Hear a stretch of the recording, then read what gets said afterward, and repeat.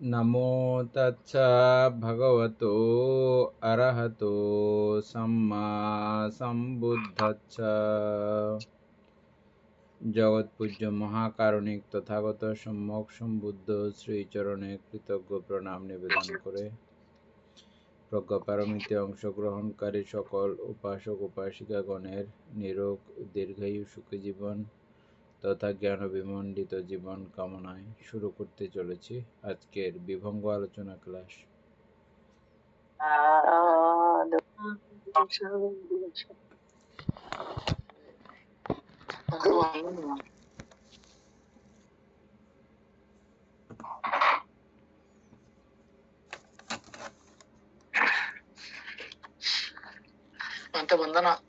মঙ্গলোক মঙ্গলোক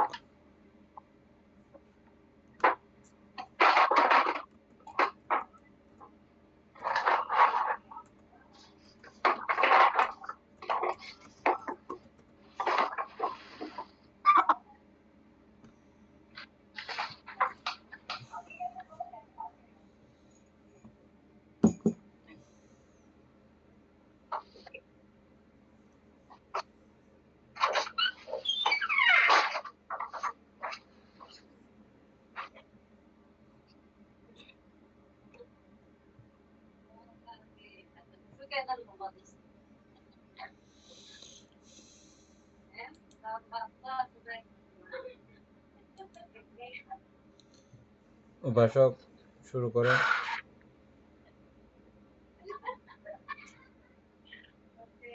বলতে চিত্তানুদর্শন নির্দেশ 365 নম্বর 213 নম্বর পিস। আচ্ছা,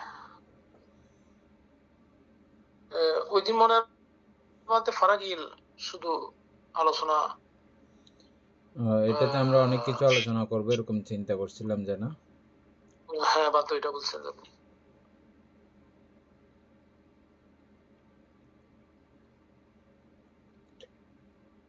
আবার পড়বো না একটু করে, তাহলে ঠিক আছে, এক লাইন করে আলোচনা করে যাই আমরা।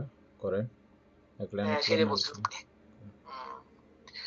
কিভাবে ভিক্ষু আধ্যাত্ম চিত্তে চিত্তানুদর্শী হয়ে অবস্থান করেন।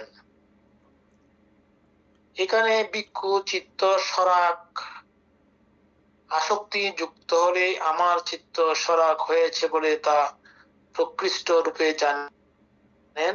চিত্ত বিতরাগ আসক্তিহীন হলে আমার চিত্ত বিতরাগ হয়েছে বলে তা প্রকৃষ্ট রূপে জানেন। একটা বুঝলে পয়েন্ট, আরগুলো সব একই রকম। হ্যাঁ, আসক্তি যুক্ত আর আসক্তি মুক্ত। হ্যাঁ, মঙ্গলক।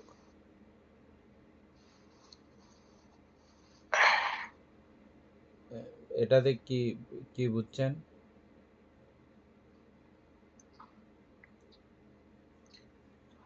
বলতে এটাতে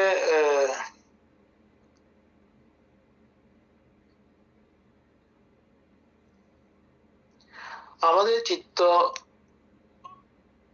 বা মন আর কি সবসময় সদা সর্বদাই তো আলম্বনের মধ্যে আমরা আসক্তি যুক্ত থাকি, যদি না আমাদের পাহারাদার না থাকে। আমরা যদি সজাগ না থাকি প্রতি মুহূর্তে, তখন আমাদের চিত্তের মধ্যে আসক্তি আমরা যুক্ত থাকি সবসময়। আর যদি পাহারাদার থাকে বা আমরা সজাগ থাকি, যেগুলো বলা প্রকৃষ্ট রূপে, তখন আমাদের মধ্যে ওই আসক্তি মানে সংস্কার আর হবে না আর কি, আমাদের চিত্ত আসক্তিহীন হবে মধ্যে। এটাই এটা বিস্তারিত। তো এখানে এটার অনুদর্শন বা বিভিন্ন কিছু এখান থেকে টোটালি মোটামুটি সম্পর্ক যুক্ত থাকলে আমরা লোকদের সমূহ মুক্ত থাকবো এবং আমাদের এই যে কি বলা হয় অনিত্য দুঃখ অনাত্মার মাধ্যমে আমরা এখান থেকে ইয়ে হবো আর কি। সুকুমার বাবু বলেন।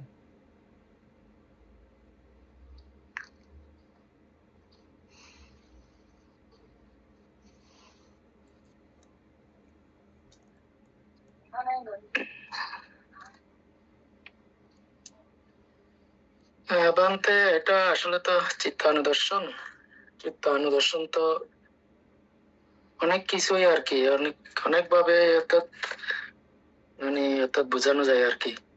চিত্ত দিয়ে বলতে গেলে, মন দিয়ে বলতে গেলে কোনো কিছুতে আত্মা নয় বান্তে, প্রতিনিয়ত অর্থাৎ পরিবর্তনশীল আর কি। তো এটা প্রবাহমান আর কি। তো সারা চিত্ত যেমন অর্থাৎ যে মনের কোনো কিছুর প্রতি অর্থাৎ কি বলে আর কি প্রতিনিয়ত লোভ বা তৃষ্ণা বলে আর কি।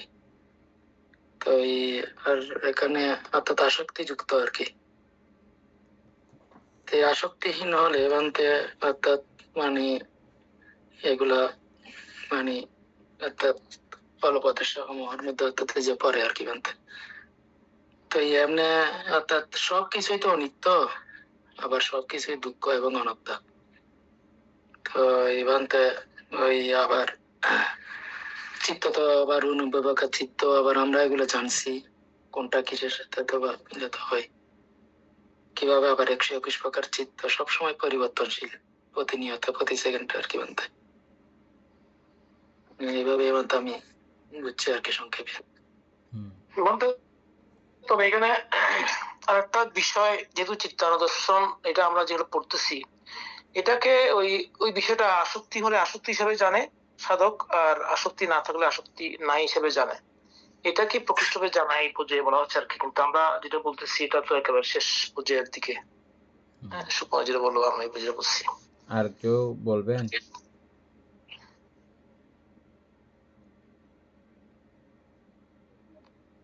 আর কেউ বলতে চাচ্ছেন?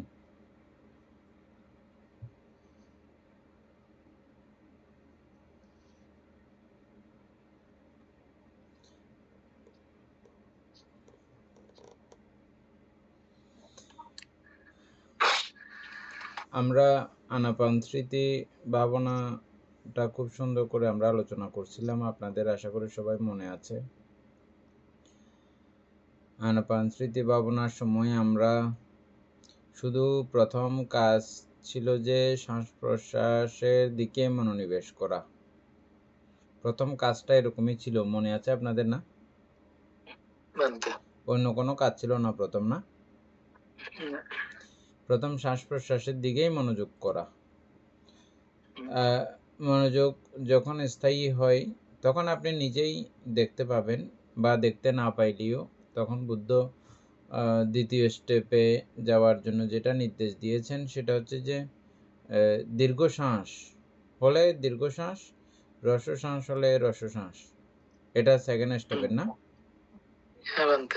তারপরে কি ছিল?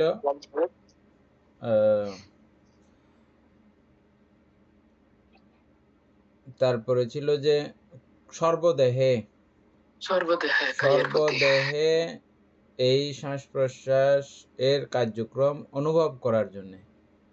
সর্বদেহে, এটা খুব আমাদের এমনি প্রথম শুনতে আশ্চর্য লাগলেও, কিন্তু যখন সাধক যখন শ্বাস প্রশ্বাসে মনোনিবেশ করে, এর পরবর্তীতে বড় শ্বাস ছোট শ্বাস দেখা এটা তেমন কোনো ব্যাপার না, না? এমনি নর্মালি আমরা বড় শ্বাস ছোট শ্বাস এগুলো কিন্তু দেখিও না, কিন্তু আপনি যখন শ্বাসে মনোযোগী হবেন তখন বড় শ্বাস ছোট শ্বাস এগুলো দেখা যাবে, কখন ভালো লাগতেছে কখন খারাপ লাগতেছে এগুলো দেখা যাবে। তারপরে এর পরবর্তীতে বুদ্ধ বলছে যে তুমি খুব স্বতঃস্ফূর্তভাবে, খুব সজীবভাবে এই শ্বাস প্রশ্বাস, মানে এখানে দুইটাই আছে, ভালো লাগাইও আছে খারাপ লাগাইও আছে, আমি ভালো লাগা উৎপন্ন করে শ্বাস প্রশ্বাস নেওয়ার চেষ্টা করব। তারপরে স্টেপে আছে যে সর্বদেহ ব্যাপী অনুভব করে শ্বাস প্রশ্বাস গ্রহণ করব, সর্বদেহ ব্যাপী। এই শ্বাস প্রশ্বাসের কার্যক্রমে যেখানে যেখানে আমার সংবেদনশীলতা উৎপন্ন হয় বা যেখানে সেখানে অনুভূতি উৎপন্ন হয়, সব জায়গা লক্ষ্য করতে করতে আমি শ্বাস গ্রহণ ত্যাগ শিখব। এর পরবর্তীতে বলতেছে আমার দেহ এবং বাইরের দেহ ওরাও এরকম করে শ্বাস প্রশ্বাস গ্রহণ করে। এখানে আরও অনেকগুলো কথা আছে শ্বাস প্রশ্বাসের সঙ্গে, পুরো কায়ের পুঙ্খানুপুঙ্খানুত্ব পর্যন্ত দেখার একটা ব্যাপার হয়ে গেছে, যেহেতু সর্বদেহ ব্যাপী। এটা তো আর শেষ সীমা পর্যন্ত পুরো অনুপরমাণুত্ব পর্যন্ত শ্বাস প্রশ্বাসের কার্য যেহেতু পরিচালিত হয় জীবিতেন্দ্রিয় আদি প্রত্যেকটা রূপকণার মধ্যে, প্রত্যেকটা কলাপের মধ্যেই এই বায়ু প্রবাহ বা অক্সিজেনের কার্যক্রম সরবরাহ হয় বলেই রক্ত সঞ্চালিত হয় প্রত্যেকটা অনুপরমাণুতে, আমরা যেটা বৈজ্ঞানিকভাবে জানি আর কি। এবং সব জায়গাতে এই কার্যক্রমগুলো প্রতিনিয়তই ঘটমান এবং চলমান, এভাবে এই শ্বাসের উপরে নির্ভর করে এগুলো সব চলে। তাহলে ওই একটা সাধক এই সম্পূর্ণ পুঙ্খানুপুঙ্খানু বিষয়গুলো তার পরিচয় হয়ে যায়। এটা এখানে বলার কারণ হচ্ছে যে এটাও সেম। আপনি যখন চিত্তানুপাসনা করবেন তখন চিত্ত কেমন হয়েছে, এখন এই চিত্তের প্রতি মনোনিবেশ করা। প্রথম হচ্ছে যে সরাগ উৎপন্ন হয়েছে। সরাগ বলতে কোনো একটা কিছুর প্রতি আপনার পাইতে ইচ্ছে করলো না, এটাও রাগ। পাইতে ইচ্ছে করলো, এটাও রাগ। যেটা ইচ্ছা সেটাই রাগ। কামলোকীয় বা কামনাযুক্ত সমস্ত বিষয়ের প্রতি যে আকর্ষণ, এটাই হচ্ছে যে রাগ। আর এটা আমরা খুব স্থূল যেগুলো আছে, অতি সূক্ষ্মানুসূক্ষ্ম কিছু রাগ আছে, এগুলো আমরা দেখতে পারি না, বুঝতে পারি না। অনেক সময় আমাদের বুড়া বুড়িরা বলে না, লোভ দেশ বেগিন ক্ষয় হয়ে গিয়ে গই, আর তো কোনো কিছু খাইবার ইচ্ছা তৃষ্ণা গিন নাই। উনি জানে না যে এমনি জিব্বার পাওয়ার নষ্ট হয়ে গেছে, ওটাও জানে না। উনি মনে করতেছে যে কি আমার তৃষ্ণা ক্ষয় হয়ে গেছে। আমাদের নির্দিষ্ট একটা সময় গিয়ে জিব্বার যে পাওয়ার আছে, যেটার কারণে আমরা স্বাদ গ্রহণ করি আর কি, জ্বর উঠলেও মাঝে মধ্যে এটা নষ্ট হয়ে যায়, এটা সেন্সর নষ্ট হয়ে যায়। খেয়াল করছেন আপনারা? জ্বর, ভালো মানের সর্দি, এগুলো আমাদের জিব্বার সেন্সর নষ্ট হয়ে যায়, নাকের সেন্সর নষ্ট হয়ে যায়। তখন এগুলো আমাদের ভালো লাগে না। জিহ্বার সঙ্গে বা নাকের সঙ্গে গন্ধের সঙ্গে একটা কানেক্টেড হয়ে আমরা খাবারগুলো খাইতে পছন্দ করি। ওই অবস্থাটা তখন আমাদের থাকে না। তো যেগুলো যখন আমার জিহ্বে এরকম ছিল, তখনও অন্যান্য কার্যক্রম দিয়ে, অন্যান্য বিষয় দিয়ে আমার এই সরাগতা এগুলো কিন্তু বিদ্যমান আছে। এগুলো যখন অতি সূক্ষ্ম হয় তখন আমাদের বুঝতে কষ্ট হয়। যেগুলো বুঝতে কষ্ট হয় এগুলো প্রথম অবস্থায় দরকার নেই। যেগুলো আমি সহজেই বুঝবো সেগুলো নিয়ে আমার প্রথম সূচনা শুরু। এটা রাগচিত্ত উৎপন্ন হয়েছে আমার, বা সরাগ চিত্ত উৎপন্ন হয়েছে। এই সরাগ চিত্তকে আমি জানবো কিভাবে? ওই সরাগ চিত্তের মধ্যেই মন ধরে রাখার চেষ্টা করব। এই ধরে রাখাটা তো অত্যন্ত কষ্টসাধ্য, কারণ ওই চিত্তগুলোও প্রতি মুহূর্তে রানিং চলছে, ঘূর্ণায়মান অবস্থায় আছে, হুড়স্থুল করে চিত্ত উৎপন্ন হচ্ছে। আবার সেই চিত্ত দ্বারা চিত্তকে দেখে থাকা কতখানি ডেঞ্জারাস বিষয় আমরা বুঝতে পারি না। আবার রাখাও যায়। ওই চিত্তই ওভাবে লোভচিত্ত, দেশচিত্ত, মোহচিত্ত, এগুলো ওই চিত্তটাই হচ্ছে, আবার ওই চিত্ত দিয়েই চিত্ত দেখে থাকা। কি সাংঘাতিক কাজ না এটা? যে ওই চিত্ত দিয়েই আবার চিত্তকেই দেখা। আর স্পেশাল আর কেউ নাই যে এখানে আবার দেখবে, যে এগুলো উৎপন্ন করতেছে ওই এগুলো দেখে, বুঝছেন? যার প্রেক্ষিতে ও এগুলো উৎপন্ন করতেছে, আর একে যখন আমি আবার এই কাজেও যখন লাগাবো তখন আবার এই কাজে সে বিজি হয়ে যায়। তখন ওই যে দ্রুত চিত্ত উৎপন্ন করার ব্যাপার প্রক্রিয়া ও কিছুটা থমকে যায়। আগের মতো সেই চঞ্চলতা, তখন সে আগের মতো সেই চঞ্চলতা আর করতে পারে না। না এটাও না পারতে গিয়ে, ওটাও না করতে গিয়ে এটাকে দেখার একটা সুযোগ উৎপন্ন হয়। শ্বাস প্রশ্বাসে যেভাবে আমরা মনোযোগী হই বা মন রাখতে পারি, ঠিক এই চিত্তকেও এরকম করে একটা দেখার অবস্থা আমাদের তৈরি হয়। আমরা জানতে পারি, তখন বুঝতে পারি। তখন আমি এই রাগচিত্তকে দেখব, দেখতে দেখতেই যখনই বিতর্ক উপস্থিত হবে, বিচার অটোমেটিক সেখানে এসে হাজির হবে। আমরা স্বাভাবিকভাবেই জানি যে মনন করাই মনের কাজ, চিন্তন করাই চিত্তের কাজ এবং বিজ্ঞাত করাই এই বিজ্ঞানের কাজ। এভাবে আমরা এগুলো পড়ছিলাম না? বীজানন করা এটা চিত্তের স্বভাব, এটা চিত্তের ধর্মতা। আর এই জায়গাতে আপনি যখন বিতর্ক যখন উৎপন্ন হবে, অটোমেটিকভাবে তার কাজ সে করবে। এখানে কি বিচারের কাজ বা ওটাকে বিশদভাবে দেখার কার্যক্রম ও কিন্তু চালাবে। ওটা চালাতে গেলেই দেখা যাবে, হ্যাঁ, ওটা চালাতে গেলেই দেখা যাবে যে এটা কিভাবে উৎপন্ন হচ্ছে, কিভাবে ধ্বংস হচ্ছে, কি কি বিষয়কে কেন্দ্র করে এটা উৎপন্ন হয়েছে।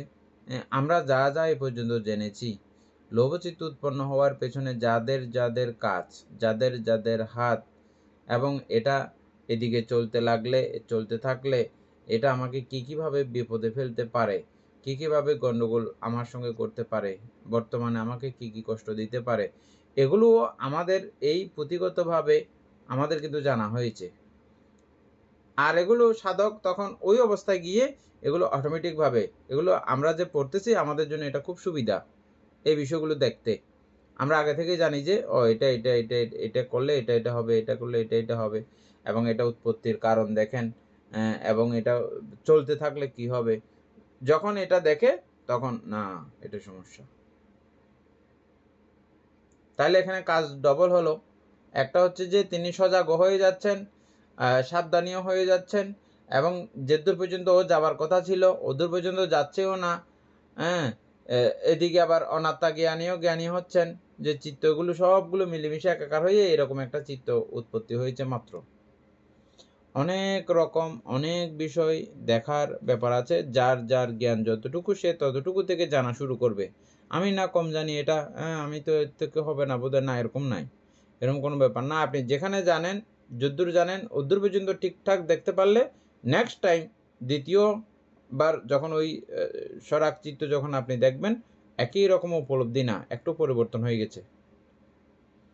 প্রথমবার সরাক চিত্ত দেখার সময় যেই উপলব্ধি আপনার হয়েছে, দ্বিতীয়বার সরাক চিত্ত দেখার সময় সেম উপলব্ধি থাকবে না, একটু বাড়তি থাকবে। তৃতীয়বার আরেকবার, চতুর্থবার আরেকবার, এভাবেই করতে করতে ক্রমান্বয়ে আমাদের চিত্ত উন্নত হয়, ডেভেলপ হয়, এবং এক পর্যায়ে আমরা নির্বাণ অধিগত করতে পারি। একটা বুঝলে আর সবগুলো একই। যখন আসক্তিহীন হয়েছে, কেন হয়েছে, কি কারণে হয়েছে, আর এই আসক্তিহীন হইলে আমার কি কি লাভ আছে, ওগুলো দেখার কারণে ওকে উৎসাহিত করা হয়। ওই চিত্তটাকে যখন আমরা যে কোনো কিছুকে আমরা যখন উৎসাহিত করি, এটা তখন ডেভেলপ করে তাড়াতাড়ি, ওই বিষয়টা সে বেশি বেশি করে। খেয়াল করেছেন না?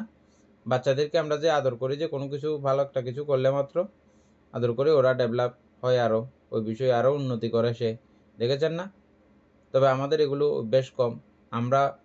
আমাদের এশিয়ান কালচার হচ্ছে যে ঘরের বউ বলেন বা স্বামী বলেন, বা আমাদের সন্তানাদি বলেন, বা অন্যান্য যারা যারা থাকে আমাদের, আমরা গুণাবলী দেখি না। গুণাবলী দেখার এটা আমাদের অভ্যাস খুব গড়ে ওঠে নাই। তবে আপনারা ইদানিং এগুলো ফ্রান্সে এসে আপনাদের মধ্যে সেই পরিবর্তন তো অবশ্যই হয়েছে, এখানকার পরিবেশগুলো দেখতে দেখতে। হ্যাঁ, এটা হচ্ছে যে শুধু গুণ বিচার করা, গুণ দেখা, গুণের জন্য বাবা দেওয়া, হ্যাঁ, গুণের জন্য খুব প্রশংসা করা সব সময়। এটা আমাদের সন্তানাদিকেও আমরা করব, এটা সব সময় শিক্ষা করব, বুঝছেন? আজে বাজে কোনো কিছু সমস্যা হয়েছে, এগুলোর দিকে আপনার ফোকাস দেওয়ার দরকার নেই, দেখার দরকার নেই।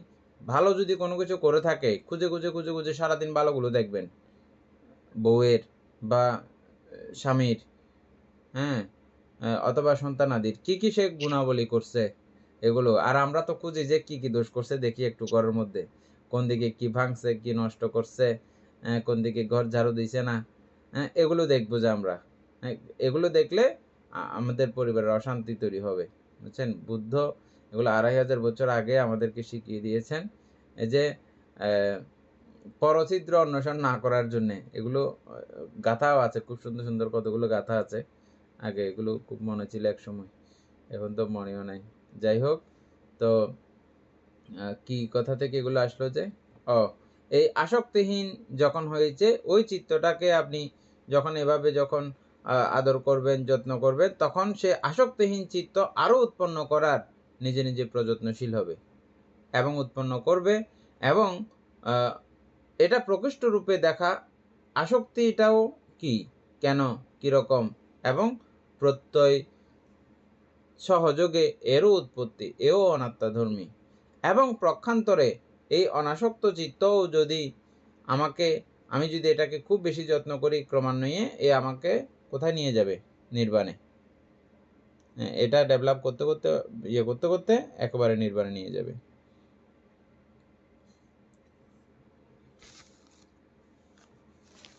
তারপরে এর পরবর্তীতে আছে যে ক্রোধচিত্ত বা স্বদেশ বা দেশহীন বিতদেশ।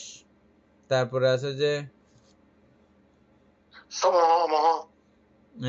সমূহ, মোহিত হলে তখন। তারপরে হচ্ছে বিতমোহ। তারপরে হচ্ছে যে সংক্ষিপ্ত। আমরা সংক্ষিপ্ত নিয়ে গত ক্লাসে আলোচনা করছিলাম যে সংক্ষিপ্ত মানে হচ্ছে যে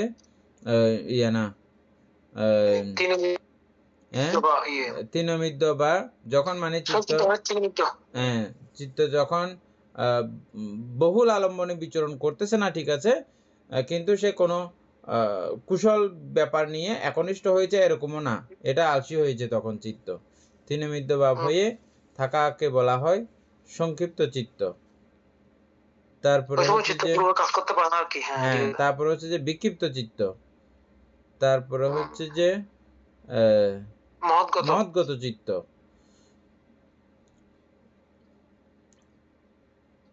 তারপরে হচ্ছে যে মহৎগত চিত্ত বলেন সুকুমার বাবু।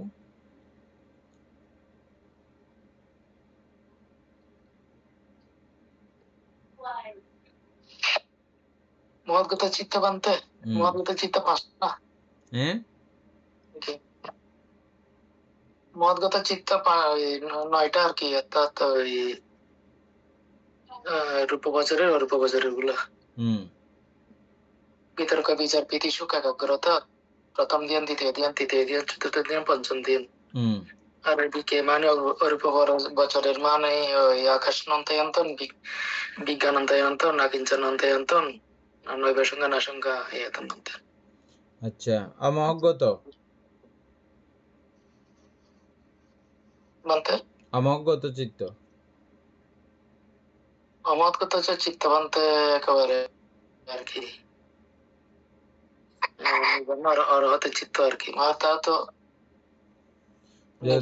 বলেন অমহৎগত চিত্ত মানে যেগুলো মহৎগত নয় আর কি।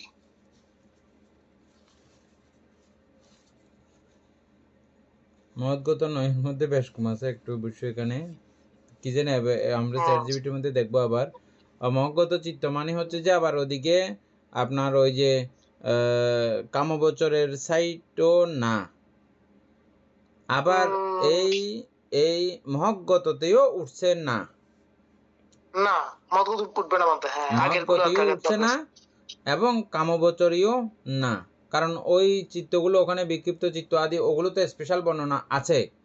আবার এই অমহৎগত হিসেবে বলার কারণ কি, এটা ওখানেও না, আবার এটাতেও উঠে নাই, মহৎগত হয় নাই। হ্যাঁ, ঠিক এরকমটা। তারপর আমরা একটু করে চ্যাটজিপিটি থেকে আর একটু পরিষ্কার হয়ে নেব। উপাসক আসছে নাকি? সুপ্রিয় বাবু আসছে? আচ্ছা, নাই। উপাসক সুকুমার বাবু দেখেন।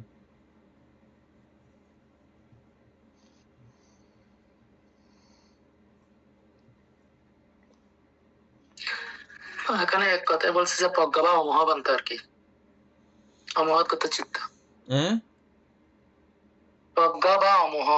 অমোহ না তো, অমোহ কেমনে হবে? অমোহ না, আপনি লিখবেন যে অমহৎগত। আমি লিখছি অমহৎগত চিত্ত কোনগুলো। অভিধর্মর পরিভাষায় অমহৎগত চিত্ত বলতে সেই সব চিত্তকে বোঝাই যেগুলোর সাথে প্রজ্ঞা বা অমোহ নামক চৈতসিক যুক্ত থাকে। সাধারণ ভাষায় যে মন বা চিন্তা মোহযুক্ত বা আচ্ছা, এটা যেখানে বুঝে নাই, ও বস্তু বুঝে নাই যে চ্যাট জিপিটি বুঝে নাই যে এখানে রূপবাচক চিত্ত, রূপবাচক চিত্ত এগুলো মানে আনছে, লোকত্ব চিত্ত আনছে, অমহৎকৃত বৈশিষ্ট্য, ওটা চিনার বৈশিষ্ট্য বার্তা কি? দোনোটা বলেন, একসঙ্গে দোনোটা বলতে হবে যে মহৎগত চিত্ত এবং অমহৎগত চিত্ত এর মধ্যে কি তফাৎ, ব্যবধান? মহৎগত না, চিত্ত এখানে কাকে বলে? অমহৎগত চিত্ত, আবার একটা মানে পয়েন্ট আসছে যে অমহৎগত চিত্ত চেনার বৈশিষ্ট্য, এটা আসছে আর কি। এটা পড়বো। হ্যাঁ, পড়েন। এই চিত্তগুলো যখন সক্রিয় থাকে তখন মনের অবস্থা কেমন হয়? স্বচ্ছতা, মনের ভিতর কোনো সংশয় বা বিভ্রান্তি থাকে না। বিবেচনা, ভালো মন্দের পার্থক্য এবং কর্মফলের উপর বিশ্বাস থাকে। অনিত্যতাবোধ, কোনো কিছু দেখে বা অনুভব করে সেটির বিনাশী ধর্ম বুঝতে পারা। অহংবোধহীনতা, আমি করছি এই বোধের চেয়ে প্রক্রিয়াটি হচ্ছে, এই বোধ কাজ করে, প্রক্রিয়াটি ঘটেছে, এই বোধের চেয়ে প্রক্রিয়াটি ঘটেছে, এই বোধ কাজ করে। এগুলো হচ্ছে চেনার বৈশিষ্ট্য মতগত চিত্তের। বাস্তব উদাহরণ উদাহরণ, আমি যখন কাউকে দান করেন, আপনি যখন কাউকে দান করেন, তখন যদি ভাবেন দান করা ভালো, এতে অন্যের উপকার হবে এবং এটি একটি কুশল কর্ম, তখন আপনার মনের অমহৎগত বা জ্ঞান সম্প্রযুক্ত উৎপন্ন হয়। আর যদি কেবল লোক দেখানো বা অন্ধবিশ্বাস দান করেন, তবে সেখানে প্রজ্ঞা নাও থাকতে পারে। এরকম করে বুঝেছে বলতে আর কি। বাবু, এটা বুঝতেছিলাম বলতে, এরকম তো হতে পারে না, অমহৎগত হয় নাই। আর যেগুলো এর পরে তো আছে আপনার লোকত্ব চিত্তের কথা তো পরে আছে, বুঝছেন না? এখানে লোকত্ব চিত্তের এখানে কথা আরেকটা দিছে যে বলতে, নির্বাণ লাভের প্রতি যে চিত্তগুলো উৎপন্ন হয় সেগুলো অমহৎগত বা প্রজ্ঞাময় দ্বারা আর কি। মার্গ চিত্ত 4টি, ফলচিত্ত 4টি, এগুলো বোঝাচ্ছে অমহৎগত। আচ্ছা, এখানে একটা কথা ইয়ে আসছে, এটাকে আমি একটু ইয়ে দেখতেছি। এখানে অমহৎগত চিত্ত, অমহৎগত মানে যা মহৎ বা বিশাল নয়, এটি আমাদের সাধারণ জাগতিক চেতনার স্তর। এটি মূলত কামগোচর ভূমি চিত্ত অবস্থা। আমাদের প্রত্যেক লোভ, দেশ, মোহ কিংবা সাধারণ কুশল চিন্তাগুলো এই পর্যায়ভুক্ত। সেটাই বুঝাচ্ছে যে বলতে।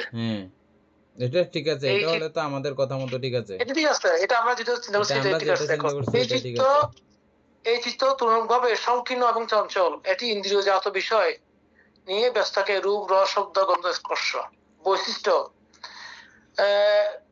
ক্ষেত্র মানে ভূমি, কামলোক, অমহৎগত চিত্ত সাধারণ জগৎ। আর মহৎগত চিত্ত রূপলোক ও অরূপলোক, যেটা আমরা একটু আগে, এটা প্রথমটা ঠিক আছে, পরেরটা ঠিক আছে। আর একাগ্রতা হচ্ছে খুব কম বা অস্থির মহৎগত চিত্ত। আর মহৎগত চিত্ত অত্যন্ত গভীর ও স্থির। আলম্বন, অমহৎগত চিত্তের কাছে ইন্দ্রিয় গ্রাহ্য বস্তু পঞ্চেন্দ্রিয়। আর মহৎগত চিত্ত ধ্যানের বিষয়, যেমন কশির, মৈত্রী ইত্যাদি। শক্তির মাত্রা, অমহৎগত চিত্ত দুর্বল ও বিক্ষিপ্ত, আর মহৎগত প্রবল ও প্রভাবশালী। নিবরণ, অমহৎগত কামবাসনা দ্বারা প্রভাবিত হতে পারে, আর মহৎগত চিত্ত নিবরণ সমূহ ভাবে সম্পূর্ণ দমিত থাকে। হ্যাঁ, ঠিক আছে, আমরা যেটা বলছি সেটাই। এবং আবার অমহৎগত চিত্ত মানে একেবারে যে কামনায় একেবারে হাবুডুবু ওরকম না। হ্যাঁ, ওটা এটা মানে কিছুটা বিষয় কিন্তু এখানে আসছে। সুকুমার বাবু বুঝছেন? অর্থাৎ এটা ঠিক একদম কামনা, যেমন যেমন আমরা কি বলছিলাম যে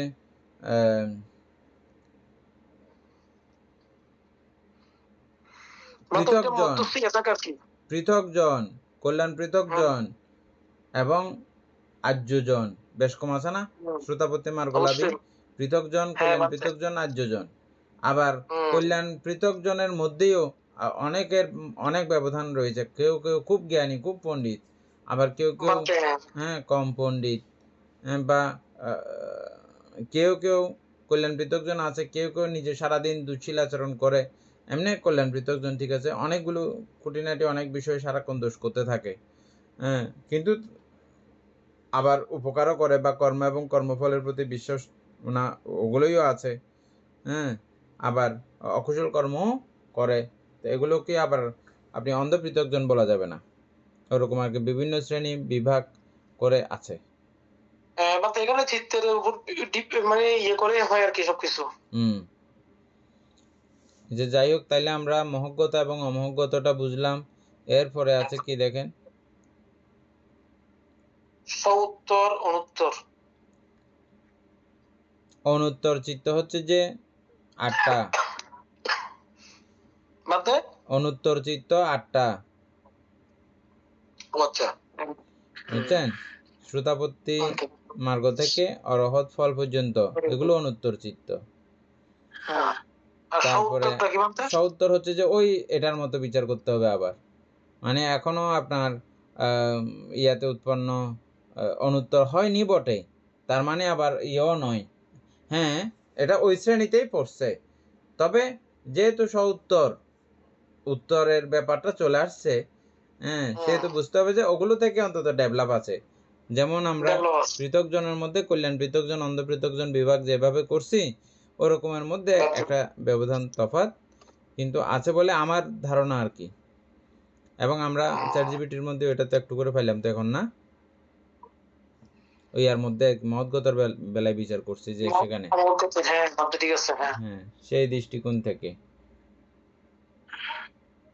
তারপরে হচ্ছে যে তারপরে সুকুমার বাবু দেখে পেলেন একটু করে সউত্তর চিত্ত। সউত্তর আর উত্তরের মধ্যে পার্থক্য দিলেও বুঝিয়ে বলবে সব। হ্যাঁ, আচ্ছা, এরপরে যান সমাহিত অসমাহিত। সমাহিত এবং অসমাহিত, এটা তো বুঝছে সবাই আশা করি নাকি? সমাহিত বলতে এখানে এটা একেবারে লাস্ট পর্যায়ে আসছে, বুঝছেন? এই সমাহিত এবং ওই সমাহিত উপরেও আমরা সমাহিত পরে আসছি, কিন্তু কোনখানে ওই মহজ্ঞত চিত্ত যেগুলো আছে এগুলো কিন্তু সমাহিত, আবার এখানেও সমাহিত লেখছে। এটা কিন্তু দুইটা বিষয় এক না। এটা কোন সমাহিত? এটা হচ্ছে যে নির্বাণের সমাহিত অবস্থা, বুঝছেন?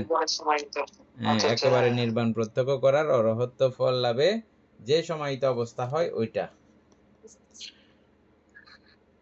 মানে ওই পর্যায়ের আর কি। হ্যাঁ, তারপরে দেখেন মানে এটা ক্রমেই চিত্তের উন্নততর অবস্থা ক্রমান্বয়ে দেখানো হয়েছে। সেই দৃষ্টিকোণ থেকে আমি বলতেছি যে যেহেতু আমাদেরকে এখানে অনুত্তর চিত্ত বলা হয়েছে, অনুত্তর চিত্তের পরে আসতেছে যে সমাহিত চিত্ত এবং অসমাহিত চিত্ত, বুঝছেন? অথবা এরকমও হতে পারে অনুত্তর চিত্তের সঙ্গে আবার সমাহিতের ব্যাপার আছে না? যখন অনুত্তর চিত্ত হয় তখন প্রথম ধ্যান লাভ, তখন দ্বিতীয় ধ্যান লাভ, তখন তৃতীয় ধ্যান লাভ, ওই জাতীয় ব্যাপারও আছে না? ওই দৃষ্টিকোণ থেকেও হতে পারে সমাহিত অসমাহিত। হ্যাঁ, তারপর হচ্ছে যে বিমুক্ত চিত্ত। বিমুক্ত বাড়ি একেবারে সবকিছু থেকে মুক্ত হয়ে গেছে, নির্বাণ। তারপরে হচ্ছে যে আবার হচ্ছে কি বিমুক্ত না হলে আমার চিত্ত বিমুক্ত হয়নি বলে তা প্রকৃষ্টরূপে জানেন। হ্যাঁ, এটা বিমুক্ত হয়নি আর কি, অরহৎ মার্গফল লাভ করে নাই। হ্যাঁ, মানে ইয়া পর্যন্ত আর কি, অরহৎ মার্গ পর্যন্ত, অবিমুক্ত ওইটা। হ্যাঁ, মার্গ পর্যন্ত। হ্যাঁ, তারপরে হচ্ছে যে হ্যাঁ, এটুকু শেষ মানতে। এরপর তো আর কি আছে যে আমার চিত্ত বিমুক্ত হয়ে বলে তা প্রকৃষ্টরূপে জানেন, তিনি সেই নিমিত্তকে অভ্যাস করেন। হ্যাঁ, মানে ভাবনা করেন, কোনটা বুঝছেন এখন? কোনটা? যদি বিমুক্ত হয়নি বলতে, হ্যাঁ, অর্থাৎ এটা একদম প্রথম থেকে পুরো বিষয়টা এই কথা দিয়ে ধারণ করতে হবে। যখন যেটা আপনার কাছে আসছে তখন সেটাকে আপনি ধারণ করবেন, অভ্যাস করবেন। হ্যাঁ, কি অভ্যাস? আপনি ওটা যখন আপনি জ্ঞানত দেখবেন, অটোমেটিক ভাবে আপনি সরাগ চিত্তকে আপনি জায়গা দিতে চাইবেন না, দেবেন না।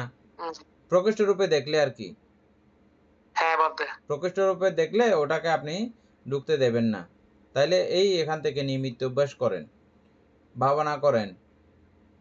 ভাবনা মানে কি? ওটা বাদ দেওয়ার চেষ্টা, খারাপগুলোকে বাদ দেওয়ার চেষ্টা, আর ভালো যেটা হয়েছে, ত্যাগ যেটা করেছে, এই ত্যাগকে উৎসাহিত করার, এটা ভাবনা ভাবিত। ওই তো বৈলকৃত বলা হয়েছে মাত্র পরে। হ্যাঁ, বহুলীকৃত।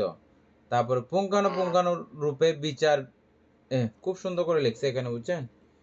আমরা তো আগে দেখি নাই এটা। আমরা যেগুলো আগে আলোচনা করে আসছি এগুলো কিন্তু এখানে চলে আসছে। পুঙ্খানু রূপে বিচার বিশ্লেষণ করে উত্তমভাবে মীমাংসা করেন। সবকিছু উত্তম রূপে মীমাংসা, একেবারে যা যা কিছু এ পর্যন্ত চিত্তের আতরিগুতরি যা জেনেছেন আর কি, হ্যাঁ, ওগুলো দিয়ে সব মীমাংসা করা। তিনি সেই নিমিত্তকে অভ্যাস করিয়া, ভাবনা করিয়া, বহুলীকৃত করিয়া, পুঙ্খানু রূপে বিচার বিশ্লেষণ করে উত্তমভাবে মীমাংসা করিয়া বাহির চিত্তের প্রতি তার চিত্ত আরোপিত করেন। নিজের চিত্ত করেন, আবার বাইরের চিত্ত সেম ভাবে তিনি আরোপিত করেন, অন্যের চিত্ত আর কি। ওই একদম আনাপান স্মৃতিতে আমরা যেভাবে জেনেছিলাম ঠিক একইভাবে। তারপরেরটা করেন। আচ্ছা, কিভাবে ভিক্ষু বাহির চিত্তে চিত্তানুদর্শ হয়ে অবস্থান করেন? এখানে ভিক্ষু অপরের চিত্ত সরা করে তার চিত্ত সরাক হয়েছে বলে তা প্রকৃষ্টরূপে জানেন।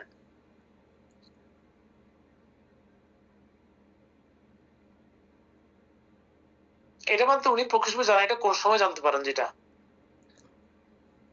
নাকি এটা একটা অনুমান করেন যে না আমারটা হয়েছে তারটাও এরকম হবে, এটা তো আমরা সবাই বুঝতে পারি। এটা বলা প্রকৃষ্টরূপে জানা বলা যেগুলো দেখি আর কি, আমরা বাহ্যিকভাবে অনেক সময় মানুষের লোভচিত্ত উৎপন্ন হয়েছে দেখি না, লোভের কার্যক্রম যখন পরিচালিত করে দেখি না আমরা, বুঝি পারতে, কিন্তু প্রকৃষ্টরূপে এবং জানাটা তো ওই কাজটা কেন করেছে। যেমন আমাদের মানুষের প্রতি ক্রোধ উৎপন্ন হয়ে যায়, দ্বেষ উৎপন্ন হয়ে যায় না কেন? আমরাও বুঝি না যে ও চিত্তের ঘটনা ঘটতেছে, যে ও এখন লোভচিত্ত উৎপন্ন হয়েছে আর কি, আর লোভচিত্ত উৎপন্ন হয়েছে ও এটা করতেছে, তাইলে এটা তো ওর দোষ না, এটা তো তার চিত্তের দোষ। হ্যাঁ, এটা তো আমারও এরকম করে উৎপন্ন হতো, আমি এটাকে এভাবে দমিত করেছি, আমি এখন আরামে আছি, আর ওর এটা উৎপন্ন হয়েছে, ও এটা দমিত করতে না পারলে এর এটা সমস্যা হবে। আর নর্মালি এগুলো এভাবে প্রত্যয়জাতভাবে এর উৎপন্ন হয়েছে, এর কোনো এখানে কি নেই, ওকে তখন ওর প্রতি বিদ্বেষ বা কোনো রকমের ব্যতিক্রম অবস্থা ওর প্রতি উৎপন্ন হবে না। যেটা উপেক্ষা তৈরি হওয়া, কারোর সঙ্গে যে ঝগড়া না করার যে একটা মানসিকতা তৈরি হয়, কখন কি জন্য, যেটা করবে করুক। যেমন ছোট বাচ্চারা আমাদের কোলে পায়খানা প্রস্রাব করে দেয়, আমরা কিছু বলি তাকে, আমরা ইগনোর করি, কেন? এই ছোট বাচ্চা এটা করবে, এর বুঝতেছে না ভালো খারাপ মন্দ। ঠিক ওই ব্যক্তিও ওইভাবে সে বুঝে না ভালো মন্দ, সেজন্য তার প্রতি ওরকম একটা আমার কোনো ক্রোধ, তার লোভচিত্তের জন্য আমার ক্রোধ হবার কোনো ব্যাপার নাই, তার দেশচিত্তের জন্য আমার কোনো কিছু হওয়ার ব্যাপার নাই। এগুলো প্রত্যয়গতভাবে উৎপন্ন করেছে, ও ব্যতিক্রমভাবে দেখেছে বলে এটা উৎপন্ন হয়েছে, ব্যতিক্রমভাবে সে চিন্তা করেছে বলে এটা উৎপন্ন হয়েছে, না হলে এটা হতো না। আমার চিত্ত নিয়ে যেই গবেষণা আমি করেছিলাম, যেটার কারণে আমি আমার চিত্ত থেকে মুক্ত হতে পেরেছি, ঠিক ওর বিষয়েও যখন, আরেকজনের বিষয়েও যখন এভাবে আমি জানবো বুঝবো, সে আমাতে যেমন আমার কোনো আসক্তি বিরক্তি নাই, ওতেও আমার কোনো আসক্তি বিরক্তি আর নাই, এভাবে।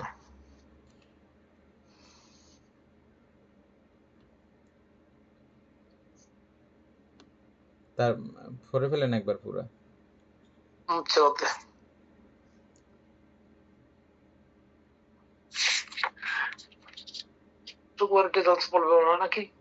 বলেন সবগুলো একই। যেটা ওই এর আগে যেটা মানে মিলেছে মহৎ কথা এই অনুসারে পুরো একেবারে বুঝে দিছে। আর এমনি পড়তে হবে নাকি? আর নরমালি আমরা অর্থাৎ এমনি আরেকটা সংক্ষেপে বিষয় আছে যে যেরকম সে ওই আমার নিজের চিত্ত দেখলে আবার আরেকজনের বিষয়টাও অনেক সময় আমাদের উপলব্ধি হয়, বুঝছেন? কাজ দেখে, কার্যক্রম দেখে, এটা দেখে সেটা দেখে আমাদের একটু ওগুলো অনুমান হয়, অনুমান করা যায়। সুতরাং আমারটা যেমন ওরটাও তেমন, ভিতরে এবং বাইরে দুইটাই দেখার জন্য বলেছেন। বাইরে বলতে অপরের গুলো আর কি, অপরের চিত্ত।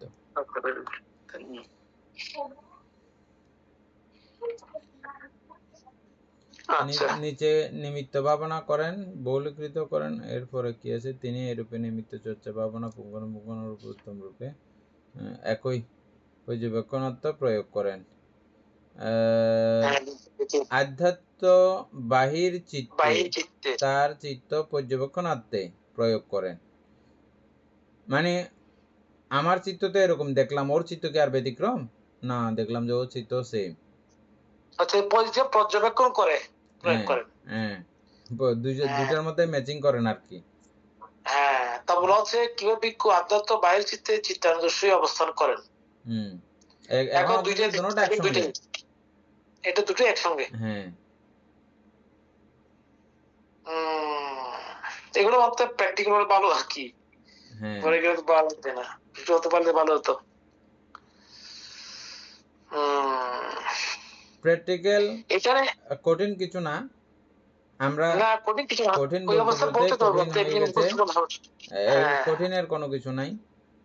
আমরা সহজ, একেবারে সহজ। কি জন্য বলছি? স্থূল যেগুলো আমরা দেখতে পাই ওগুলোকেই দেখব। আমার 10 মিনিট দেখার সময় নেই, 5 মিনিট তো দেখতে পারি আমি। একটা চিত্তকে বিচার করতে পারি না আমি? অবশ্যই পারি। অবশ্যই পারি বলতে। একটা চিত্ত, এক চিত্ত পরিমাণ সময় আমি কি বিপর্যয় হতে পারি না? অবশ্যই পারি। অবশ্যই পারি বলতে। আজকে এক চিত্ত করলে কালকে 2 চিত্ত করব, পরশু 3 চিত্ত করব, করতে করতে আবার ক্রমান্বয়ে আমার আস্তে আস্তে বাড়বে। হ্যাঁ, ওইটা ধরে রাখতে হবে আর কি, বলতে বাড়ানো প্রচেষ্টা ধরে রাখতে হবে, না হবে না সেটা কি। আর ইয়াগুলো শুনবেন, গোয়েঙ্কাজের ক্যাসেটগুলো সবাই শুনবেন। শুনতেছেন নাকি ভুলে যান? আমি শুনি, মাঝে মাঝে আমি শুনি, অবশ্যই সময় কভার করতে পারি না, তারপরে যেটুকু পারি আর কি বলতে। প্রয়োজন আছে বলতে এগুলো না শুনলে তো হবে না। আমাদের জ্ঞান করার জন্য যে একটা স্পিড, কিছু সংবেদনীয় কথা প্রত্যেক দিন শুনতে হয় আমাদের ভিক্ষুদেরও, বা যারা নির্বাণ আকাঙ্ক্ষী, নির্বাণ কামনাকারী আছেন, তাদের প্রত্যেক সময় সংবেদনীয় কিছু গাথা, সংবেদনীয় কিছু দেশনা প্রতিনিয়ত প্রয়োজন, এবং এই জাতীয় ক্লাস এটা প্রতিনিয়ত প্রয়োজন। আমরা প্রতিদিন ক্লাস করে প্রতিদিন একটা নতুনভাবে, না আমি কালকে থেকে আরও খুব নতুন উদ্যমে করব, এরকম একটা স্পৃহা অটোমেটিকভাবে তৈরি হয়। এই জন্য এই প্রত্যেক দিন সকাল সন্ধ্যা সংবেদনীয় গাথা আদি, বন্দনা আদি এবং এই জাতীয় ক্লাস অত্যন্ত গুরুত্বপূর্ণ। এবং ওই দেশনাগুলোও আপনারা শুনবেন, দেখবেন খুব ভালো লাগা তৈরি হবে। কারণ ওখানে মাঝখানে কোনো রকমের ঝাল ঝোল নাই তো। ঝাল ঝোল বলতে আমরা দেশনা করার সময় দেশনার ফাঁকে ফাঁকে আমাদের কিছু স্বার্থের ব্যাপার মিশিয়ে দিই। হ্যাঁ, অধিকাংশ দেশনাগুলোতে আপনারা দেখবেন এখানে মাঝে মধ্যে আমার কিছু বাহবা কিছু বিষয় আমি টানি ফেলি দেশনা করার সময়, বা অপরকে কিছু ইয়া করার, উৎসাহিত করা বা একটু ফার্মপট্টি দেওয়ার কিছু বিষয় আমরা এখানে টানি ফেলি দেশনা করতে করতে, হঠাৎ করে মানুষকে একটু মনোরঞ্জন করার জন্য। কিন্তু এই যে ক্যাসেটগুলো আপনাদেরকে যেগুলো করেছি আমি, শুনতে দিয়েছি, ওগুলোর মধ্যে দেখবেন ওই জাতীয় কোনো রকমের বাহবার ব্যাপার, উনি নিজেরাও বাহবা ওখানে টানেন নাই, অপরকেও নিন্দা ঘৃণা এ জাতীয় কোনো কিছু উনি টানার কিন্তু চেষ্টা করে নাই। এটা খেয়াল করবেন আপনারা। মানে দেশনা এরকমই হতে হয়। আত্মপ্রশংসা, পরনিন্দা, পরপ্রশংসা এই জাতীয় কোনো বিষয় না এনে শুদ্ধ উত্তম রূপে চতুরার্য সত্য ব্যাখ্যা করা হচ্ছে যে ধর্মদেশনা। হ্যাঁ, ওটাই মূল ধর্মদেশনা আসলে। হ্যাঁ, তো কিন্তু আমরা তো ওগুলো প্র্যাকটিস করি না, হ্যাঁ, বা এগুলো দেশনা করার সময় ওইভাবে আমাদেরকে কেউ করায় দেয় না, ভুল ধরায় দেয় না, হ্যাঁ, যে এগুলো একদম ছোট থেকেই বিষয়টা হয়ে উঠতে হয়, হ্যাঁ। আবার না হলে কিন্তু হয় না, কেউ না কেউ গাইড দিতে হয় আর কি এগুলো মানতে দেশনা শিখার সময়। তো ওইটা ওই এর মধ্যে নিজের মধ্যে একটা ওই ধরনের জ্ঞানের পরিধি থাকা প্রয়োজন, তা না হলে সম্ভব নয় আর কি, মানতে এটা আসে না। হ্যাঁ, উনি এই ধরনের ইয়ের মধ্যে ওই অবস্থার মধ্যে গেছেন বিদায় উনি এভাবে পারেন আর কি। হ্যাঁ।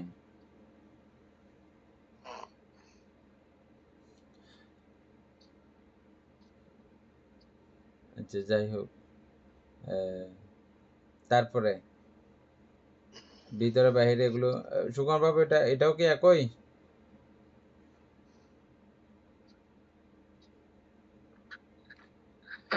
এটা দেখি না অবশ্যই মানতে, তবে এগুলো সব একই, মানে তাতে জাস্ট এটাতে হ্যাঁ মানে একই দেখা যাচ্ছে। একই দেখা যাচ্ছে আর কি। মানতে ৬৬ নম্বর পড়ি, অনুদর্শী বলতেই বোঝায়। নিচে একটু করে এভাবে এভাবে একজন একজন বীর্যবান সম্প্রজ্ঞাত ও স্মৃতিমান ভিক্ষু জগতে অবিদ্যা দমনস্য দমিত করে আধ্যাত্ম বাহির চিত্তে চিত্তানুদর্শী হয়ে অবস্থান করেন। অবিদ্যা এবং দমনস্য, অবিদ্যা মানে হচ্ছে যে ওই সরাক প্রথমটা আর কি মানতে, লোভ চিত্ত, এবং দমনস্য বলতে ব্যতিক্রম হিংসা জাতীয় যে ব্যতিক্রম মনগুলো আছে ওই মনকে দমিত করে তিনি এই আধ্যাত্ম এবং বাহির, নিজের এবং বাহির চিত্তানুদর্শী হয়ে অবস্থান করেন। আপনাকে প্রথমে অন্যের চিত্ত নিয়ে টানা হেঁচড়ার এটা প্রথম ব্যাপার না। প্রথম হচ্ছে যে যেমন শ্বাস প্রশ্বাসের কার্য প্রথম, এটা ডেভেলপ হইলেই আপনি তখন বড় শ্বাস ছোট শ্বাস এগুলো তখন দেখবেন। যে ঠিক এখানেও আপনি প্রথমে নিজেরগুলো পরিপূর্ণভাবে দেখবেন, তারপরে নিজেরগুলো দেখার পরে তখন যখন উন্নত হবে চিত্ত তখন নিজের এবং বাইরের, আর তৃতীয় স্টেপে গিয়ে নিজের বাইরের নিজের বাইরের নিজের বাইরের, এভাবে ৬৬ নম্বর পরে। অনুদর্শী বলতে বোঝায়, এটা তো ট্রেনিং এসে মানতে প্যারা ৭ নম্বর প্যারা, অবস্থান করেন বলতে বোঝায়। অনুদর্শী বলতে আমরা যা আগে আলোচনা করেছি, আমাদের আলোচনা বইয়ে যা আলোচনা হয়েছে তার থেকে অনেক গভীর পর্যন্ত আমরা কিন্তু আলোচনা করে শেষ করেছি। অনুদর্শী বলতে যা কিছু আমরা বুঝি সেই সম্পর্কে সুকুমার বাবু বলেন, মানে চিত্তের অনুদর্শন সম্পর্কে আপনি আমাদের সবাইকে একটু সুন্দর করে বলেন।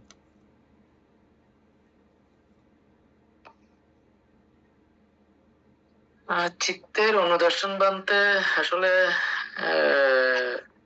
আমরা তো আগে ভাঙছিলাম আর কি, অনেক ভাবে ভাঙছিলাম, অণু অণু অণু পরমাণু, পরমাণু থেকে আরো ছোট, হ্যাঁ, অণু যে অর্থাৎ এই অষ্টকলাপ, আমরা যে অষ্টকলাপ পর্যন্ত গেছিলাম আর কি, অর্থাৎ চারি মহাভূত রূপ, এবং ওই যে এই বর্ণগন্ধ রসৌজ, ওখান থেকে আবার শুদ্ধ অষ্টাকেও বানিয়ে একইভাবে দেখছিলাম। ওখানে গিয়ে মানে তাদের যে ভাঙা থেকে আরো মানে তাদের যে ওই অণুতে গিয়ে, অর্থাৎ ওখানে আরো ভাঙছে আর কি, একদম মানে তাদের যে মানে অণু থেকে আরো অণু আর কি, এভাবে মানে তাদের যে চিত্তকে মানে প্রকৃষ্ট রূপে মানে জানার জন্য মানে তাদের যে বলতে হয়েছে, বলেছে মানতে আর কি। ঠিক আছে, এটাই চিন্তা জয়িত বাবু বলেন। আসলে ওই শুক্রের বলে গেছে মানতে, এখানে বলে বলতে আপনি বলতেছেন, জাস্ট এমনি বলতেছে আর কি, রূপের কথা বলতেছে উনি, রূপেরটা বলছে, চিত্রটা বলে নাই। হ্যাঁ, রূপের কথা বলে ফেলছে, চিত্তটা বলেন না, ওর রূপেরটা ঠিক মতো বলছে, সমস্যা নাই, ওইটা কি বলে গেছে, ওইটা বলছে আর কি। অরূপেরটা বলেন, তো এখানে আপনি বলেন বলতে অরূপেরটা বলেন আপনি। হ্যাঁ, এখানে অরূপেরটা হচ্ছে আমরা নামের ক্ষেত্রে আর কি, এখানে অরূপেরটা আমরা আগে থেকে জেনেছি। এখানে নামের ক্ষেত্রে আমি বলি নাই আর কি, এটা অবশ্যই। সর্বচিত্ত সাধারণ চতুর্শীল হচ্ছে মানে সবচেয়ে ক্ষুদ্রতম বিষয়। এটা এগুলোকে আমরা হ্যাঁ অনেকভাবে আমরা অনেক সময় অনেকভাবে ভেঙেছি এগুলা। এগুলা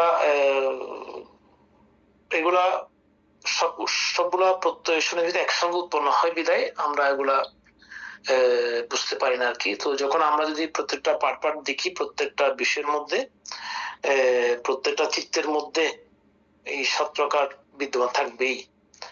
তো 7 প্রকার বিদ্যমান থাকবে, আর এগুলো যদি আমরা বিচ্ছিন্ন করি, ভাঙি, তখন আমাদের মধ্যে ওই বিষয়টা উৎপন্ন হবে। এখান থেকে আমাদের কি বিষয় উৎপন্ন হবে? এখানে এদের আমি বা আমার যে আমরা বলি, এই বিষয়গুলো তখন এখান থেকে কে বোঝাবে? এখানে আমের কোন অস্তিত্ব নাই, আমারও কোন অস্তিত্ব নাই। এটা সাংকাতা ধর্ম সবগুলা যৌথ সমন্বয়ে কাজ করে বিধায় এখানে আমরা আমি আমার বলি, কিন্তু মূলত এখানে আমি আমার বলতে কিছুই নেই। তো এখানে চিত্তের মধ্যে আমাদের আলম্বন যেগুলো উৎপন্ন হয়, যদি আমরা এই এগুলা আমি আমার না আমি আমার ওইটা যদি আমরা যদি ভালো করে চিনতে পারি, বুঝতে পারি, তখন আলম্বন যেগুলো উৎপন্ন হয় এগুলা প্রতি মুহূর্তে, প্রতি সেকেন্ডে, প্রতি সেকেন্ডে এটা উৎপত্তি বিলয়, এটা কত দ্রুত ভাবে এগুলা উৎপত্তি হচ্ছে, বিলয় হচ্ছে, এগুলা পুঙ্খানুপুঙ্খ রূপে দেখা যায়, দেখা সম্ভব সমাধিস্থ করার পরে। তো এখানে এখানে আমাদেরকে এখানে যেমন যবনে গিয়ে আমরা দেখেছি এখানে কতক্ষণ একটা চিত্ত স্থায়িত্ব থাকে। তো বুদ্ধ আমাদেরকে তো অনেক ইয়ের মধ্যে দিচ্ছে, 1,00,000 কোটি বার আমাদের চিত্ত উৎপন্ন হয়, বিলয় হয় প্রতি সেকেন্ড এক পলকে। তো এটা তো আসলে কোনোদিন ওই অবস্থার মধ্যে না পৌঁছালে এটা সম্ভব নয়। তো আমাদের মধ্যে এখন যেভাবে আমরা অগ্রসর হচ্ছি, এভাবে যদি আমরা একটু একটু করে ডেভেলপ হই, নিজের চিত্তকে যদি আমরা এইভাবে শক্তিশালী করতে পারি, তখন হয়তো আমরা এগুলা একটু একটু করে বুঝতে পারবো। এটা 19 চিত্তকর মনে হয় না, যখন আমাদের না 17 চিত্তকর টোটাল 17 চিত্তকর জপিত হয় আমাদের একটা চিত্ত। তো এইভাবে আসলে চিত্তের অনু প্রত্যেকটা মানে এটি কি বলা হয়, রূপের যেমন উদয় ইয়ে হচ্ছে, এরকম এইভাবে রূপ বিরূপ হচ্ছে, প্রত্যেকটা চিত্তের বিষয়গুলো এরকম প্রতি সেকেন্ড সেকেন্ডে এরা ক্ষণিক মুহূর্তে উৎপত্তি হচ্ছে, বিলয় হচ্ছে, ধ্বংস হচ্ছে। তো এইভাবে দেখতে দেখতে আমাদের ওই জীবনিত দুঃখ অনাত্মার জ্ঞানটা উৎপন্ন হবে আর কি। আমরা 52 প্রকার চতুর্শিক দেখেছি। 52 প্রকার চতুর্শিকের মধ্যে যেটা আমরা এখন সরাক পড়লাম, প্রথমে যেটা ছিল সরাক চিত্ত বা লবচিত্ত। লবচিত্ত যেমন একটা চিত্ত, আবার তেমন কিন্তু একটা চৈতসিকও এটা। এই সরাক চিত্ত বা এই লবচিত্ত আসা পর্যন্ত বা উৎপন্ন যখন হয়েছে, তখন এ অনেক আরো যেই চৈতসিকগুলো সেখানে প্রয়োজন হয়েছে, সেগুলো সবগুলো সে সঙ্গে নিয়েছে। সেখানে সর্বচিত্ত সাধারণ চৈতসিক অবশ্যই আছে, এবং এই লোভের সঙ্গে আরও আমরা দেখেছিলাম লোভ সহগত দৃষ্টি সম্প্রযুক্ত পড়েছিলাম, মনে আছে? লোভও আছে, আবার দৃষ্টিও আছে, মানও আছে, এরকম কিছু কিছু বিষয়ের একসঙ্গে আমরা কতগুলো বিষয় দেখেছিলাম না? এভাবে কোন চিত্তের মধ্যে কোন কোন চৈতসিক পড়তে পারে, এটা আমাদের একটা ন্যূনতম আইডিয়া আছে। তাইলে একটা চিত্ত এই এই এই এই বিষয়গুলো আমার এখানে আছে। এবার এগুলো পার্ট মানে মনে করেন 15টা আমি চৈতসিক এখানে পাইলাম একটা চিত্তের মধ্যে, এটা একটা সাইড। এবং এই পর্যন্ত আসতে আমার এটা কেন আসলো, এখানে আমার চিত্তগত ভুল আছে, আমার মোহচিত্তের কারণে মোহ অবশ্যই যেখানে থাকে, আমরা জানি সরক চিত্তের মধ্যে মোহ আছে না? অবশ্যই আছে বন্ধু। হ্যাঁ, তাইলে আমার এখানে মোহ কাজ করেছে বলে এই অবস্থা। হ্যাঁ, তাইলে এটা আমার চিত্তের দোষ। আবার এটা এইদিকে দোষগ্রস্ত হইলেও আবার ওইদিকে ওই বিষয়গুলো এখন এটা উৎপন্ন যদি না হইতো, ওই আলম্বনগুলো, যে আলম্বনগুলোকে কেন্দ্র করে আমার এই জিনিসটা এখন উৎপন্ন হয়েছে, ওটা না হলেও কিন্তু হইতো না। হ্যাঁ, ওগুলোরও এখানে সাপোর্ট সমর্থন ঢুকে গেছে। হ্যাঁ, এবং এই যে আবার চিত্তগুলো যে আমি ভাগ করলাম 15টা বা 16টা যা পাই না কেন বা 17টা যা পাই না কেন পেয়েছি, আবার প্রত্যেকটাকে একটা একটা দেখেন। হ্যাঁ, এটা মোহচিত্ত। মোহচিত্ত কিভাবে গঠিত হয়, কি থাকে মোহচিত্তের মধ্যে? হ্যাঁ, আবার একটা টাল নিয়ে। মোহচিত্ত কোনো ইয়ে না। আবার এই সরাক চিত্ত, এটার মধ্যে আবার একটা টাল। পাঠ করার পরেও আবার আছে অনেকগুলো, আবার আছে অনেকগুলো, আবার আছে প্রত্যেকটা জায়গাকে এরকম পাঠ করে। যেমন আমরা রূপকলাপের মধ্যে যেভাবে পাঠ করতে করতে আবার পাঠ করলে আবার এটাই অবিনিবার্য হয়ে থাকে যেরকম। হ্যাঁ, ঠিক এই জায়গাতেও একটা অবস্থা তৈরি হওয়ার জন্য এরকম অসংখ্য পাঠ, অসংখ্য শ্রেণী, ছোট ছোট অংশের সমন্বয়ে এই চিত্ত পর্যন্ত একটি অবস্থা যায়। আবার এই চিত্তও আপনি যেটা বলেন এত দ্রুত এগুলোর কার্যক্রম সংসাধিত হয় মুহূর্তের মধ্যে, অনেক শত সহস্রবার এটা চালিত হয়ে যেতে পারে। এটা হচ্ছে যে একেবারে অনুতে একেবারে ক্ষুদ্রাণুক্ষুদ্রভাবে দেখা। এভাবে দেখতে গিয়ে পুরো বিষয়টাকে নাই বলে মনে হয়। এবং সবকিছুর এই প্রত্যয় সহযোগ সন্নিবেশন এটা বুঝতে পারলে ও সত্যি অনাত্মা। এতদিন আমি আত্মা বলছিলাম, আমার মন এখনো অজ্ঞান হয়ে গেলে আত্মা বলে, আসলে এখানে অনাত্মাই। যা যা বিষয়গুলো আমি দেখেছি চিত্ত উৎপন্ন হতে, ওগুলো কোনো কেউই চিত্তের ধার ধারে না। ওই সমস্ত কোনো বিষয়ই চিত্তের ধার ধারতেছে না। সুতরাং এরা প্রত্যেকেই যেহেতু দায়িত্ব ছেড়ে দিয়েছে, সুতরাং এটা যে সম্পূর্ণ মালিক শূন্য, এটা আরামসে আমি বুঝতে পারতেছি। এভাবে একটা একটা চিত্ত, প্রথমে একটা একটা চিত্তকেও যদি আত্মামুক্ত করতে পারেন একবারের, করতে করতে এক পর্যায়ে গিয়ে আপনি শত সহস্র চিত্ত যাই আসুক না কেন সবগুলো আপনার কাছে অনাত্মা প্রমাণিত হতে শুরু করবে। একটা একটা দেখবো আমরা পরবর্তীতে, বেশি হবে। যাই হোক, অনুদর্শী সম্পর্কে আমরা আবার আরেকবার আলোচনা করে ফেললাম। সুকনবাবু যেটা বলছেন সেটা ঠিক আছে, রূপের কথা বলছেন আর কি। ওইটা বলছি আর কি বলতে হবে। তারপরে সময় শেষ হয়ে গেছে তো। আচ্ছা, সদ্ধর্মপ্রাণ প্রিয় উপাসক উপাসিকা বৃন্দ, এতক্ষণ যাবৎ আমরা বিভঙ্গ আলোচনা করেছি। এতে আমাদের অপ্রমেয় পুণ্য সাধিত হয়েছে। পুণ্যরাশি অনন্ত চক্রবাসী সত্যগণকে দান করতেছি, গুরুভান্তিদেবকে দান করছি, মাতা পিতাগণকে দান করছি, এবং এই পুণ্যের কাছে আমরা প্রত্যেকে প্রার্থনা করব নির্বাণ লাভ অবধি অসৎ ব্যক্তি, মূর্খ ব্যক্তি, পাপমিত্রের সংসর্গ লাভ না করে সদা সর্বদা জ্ঞানদোষী কল্যাণ মিত্রের সান্নিধ্য সংসর্গ লাভ করতে সক্ষম হই। এরূপ সাধু কামনা পোষণ করে আজকের মতো ক্লাস এখানে সমাপ্ত করছি। সাধু সাধু সাধু।